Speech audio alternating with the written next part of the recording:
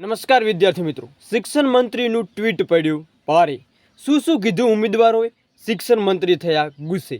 તમે શું કહેવા માગો છો ભરતી મુદ્દે અને આ ટ્વીટ મુદ્દે? તો શિક્ષણ મંત્રી લેશે મહત્વનો નિર્ણય.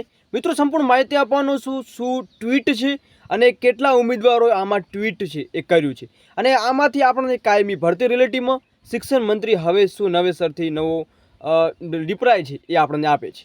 મિત્રો, સંપૂર્ણ માહિતી આપવાનો છું, તે વિડીયો છે અંત સુધી જુઓ જેથી માહિતી તમને પૂરી મળે. મિત્રો, છેલ્લે તમને ટ્વીટો બતાવવાના છે જે ઘણા ઉમેદવારોએ કરેલ છે, જેમાં તમે પણ એમાં સહયોગ આપી શકો છો. આપણે કોઈ પણ કામની ચિંતા જે લગાડીએ છીએ, જેમાં જેટલો સમય છે એ કામ પાછળ લગાડીશું તો ચિંતા જેટલી કોઈ વસ્તુ રહેશે નહીં. આ હતું મિત્રો શિક્ષણ મંત્રીનું મહત્ત્વનું ટ્વીટ. એના પછી મિત્રો તમે જોઈ રહ્યા છો કે નેતાજીએ ટ્વીટ ભારે પડી છે અને લાખોની સંખ્યામાં અહીંયા ટાટ પાસ ઉમેદવારોએ ટ્વીટનો ભાગ લીધો છે અને ભરતી રિલેટિવમાં કંઈ ના કંઈ ટ્વીટ કરી છે. મિત્રો, શું ટ્વીટ કરી છે એ આપણે એક ઉદાહરણ તરીકે દાખલો લઈએ તો 7 વર્ષનો સમય લગાડીને ટેટની પરીક્ષા આપવા લાયક થયા છે.